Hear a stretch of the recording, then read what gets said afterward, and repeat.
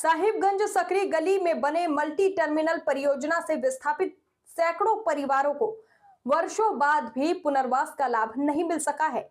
मंगलवार को प्रभावितों ने एक बार फिर समाहरणालय पहुंचकर उपायुक्त को अपनी मांगों से संबंधित ज्ञापन सौंपा। प्रभावितों ने बताया कि भूमि अधिग्रहण के समय प्रशासन ने मुआवजे के साथ पुनर्वास के लिए 3 कट्ठा जमीन और मकान निर्माण की राशि देने का वादा किया था, लेकिन 6 साल बीतने के बाद भी वादा पूरा नहीं हुआ। उन्होंने कहा कि पहले बनाए गए पलटनगंज और समदा नाला आवास जर्जर हालत में है और अधिकांश खाली पड़े हैं। जहां लोग रह रहे हैं वहां जल जमाव, नाली और पेयजल की समस्या गंभीर है।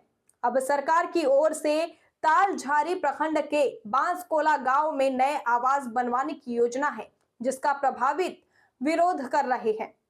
आपको बताते चले कि उनका कहना है कि पुनर्वास उनके ही पंचायत में किया जाए, क्योंकि बांसकोला उनके आजीविका क्षेत्र से करीब 4 किलोमीटर दूर है और वहां बहुमंजिला आवास में रहना उनके लिए मुश्किल होगा। आपको सरकारी आवास मिला है, क्या वहाँ पे समस्या हो रही है? समस्या सर ये बना जैसे कि दूरम के मकान दिले बना लोग, एगो बाथरूम शौचालय बाटे, एगो किचन रूम बा। बाढ़ गंगा जी के पानी आवता घर में ढुक जाता। अच्छा, बाथरूम में पानी हो जाता, पानी बाथरूम में जाए में दिक्कत बा आदमी के। तेकरे बाद में देवाल चारों कोना के फाटल बाटे आ पानी इतना पानी हो जाता, तन के बच्चा एकरा में गिर जाता। कहियो काल मर बजर जाए तो सरकार हमनी के डांड दी हन ओकर क्षतिपूर्ति। चाहते क्या है तो? हाँ, चाहते बानी जा हमनी के फिर से ऊपर माटी करके हमनी के घर मकान बना दे। ये बताइए किन समस्याओं को लेकर आप यहाँ आए हुए हैं? हम लोग आए हैं अपना समस्या लेकर के। जो बंदरगाह प्रभावित परिवार थे हम लोग, डीसी साहब हम लोग को आज कई दिन से हम लोग इसमें जुड़े हुए थे, तो उन्होंने बुलाए हम लोग से बात विचार विमर्श करने के लिए। मेरा कहना है कि जो सरकार ने, जो डीओलो डीसी साहब ने हम लोग का ज़मीन अधिग्रहण किया, उस ज़मीन को उससे पहले हम लोग को दिखाया गया कि आप लोग को इस जगह पे बसाएंगे समदा नाला मौजा में, और वो ज़मीन मोची टोला के बगल में 16 एकड़ ज़मीन है।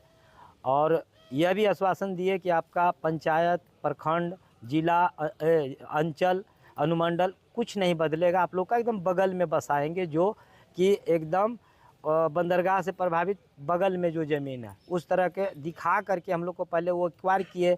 उस ज़मीन पे किला खुट्टा गाड़े, सड़क रास्ता नक्शा निकालें, सब कुछ हमको दिखा दिए गांव ग्राम वाले वासी को। इसके बाद उन्होंने जब हम लोग का पेमेंट या चाहे मुआवजा देने का बात आया, देने के बाद जब घर बनाने की बात आया, उसमें भी बात था कि सभी को अपने से बनाना है, उसका मुहैया दिया जा रहा है।